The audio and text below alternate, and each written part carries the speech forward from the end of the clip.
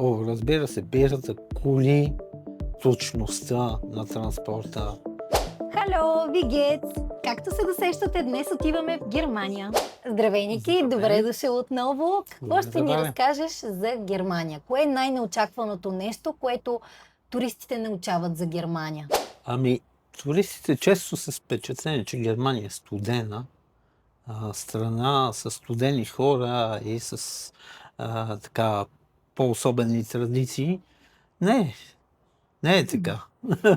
Не бих казал, напротив, има веселба, има забавление в Германия и човек, отивайки там, може да се наслади на природата на Германия, която е изключително разнообразна. Разнообразието в традициите на Германия, тъй като Германия е създадена и съставена от множество държави, от множество племена с различни традиции и различни обичаи.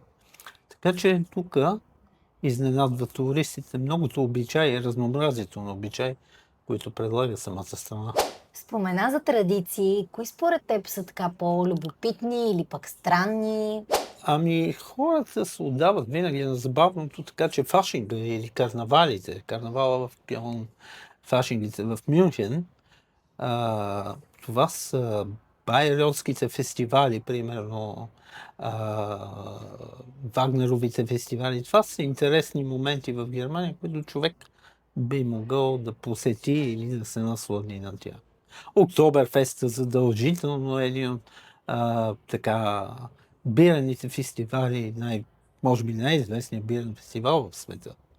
Задължително човек трябва да отиде, да го види, да се наслади на този момент. Който обича бира. Не само. Защо? Не е само това. Не е само бирата, ами забавленията върват.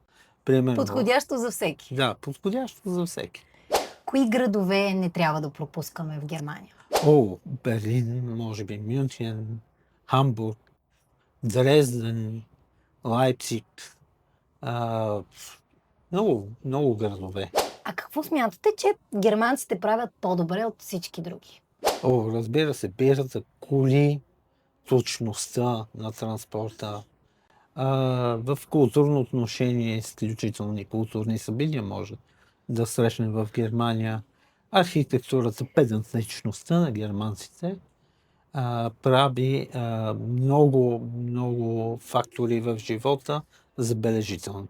Има ли погрешно впечатление за Германия, което се оставя у хората, но се опровергава, когато я посетят? Разбира се, когато отидат на фестивалите и на празненствата на Германия, разбират, че съвсем не са студен народ, а са един весел, забавен в много отношения народ.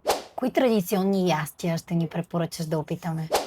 Разбира се, швайнаксе, това е печения джулан, разбира се, всякаквите меса с кисело зеле, които те предлагат, вурстовете, които предлагат задължително, бирата, брецелите, техният хляб, пекарството в Германия много на високо ниво, имат разнообразен хляб, разнообразни традиции в производството на хляба.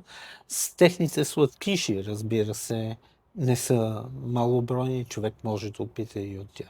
Ако трябва да ни разкажеш за най-немското място в Германия, кое би било то? Трудно човек би могъл да го избере, но примерно, защо не Нойшвенщайн, там ще се запознае човек с романтизма и с историцизма на Германия.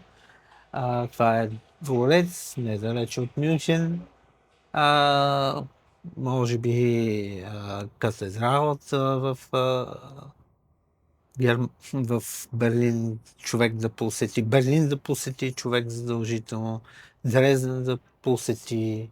Това са градове, които са с стара немска култура, които предлагат и архитектура в себе си. И история. А кои са, може би, забележителностите, които оставят туристите наистина без думи? Ами да, точно Нойшвенщайн оставя туристите без думи. Дрезденския барок оставя туристите без думи.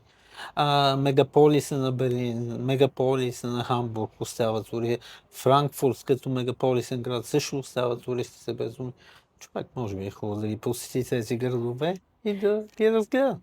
Като заговорихме за думи, можеш ли да опишеш Германия само с 3 думи и кои биха били те? Точност, креативност, разнообразие. Много добре. Това беше от нас за прекрасната Германия, а вие ни напишете в коментар коя е следващата държава, която искате да посетим.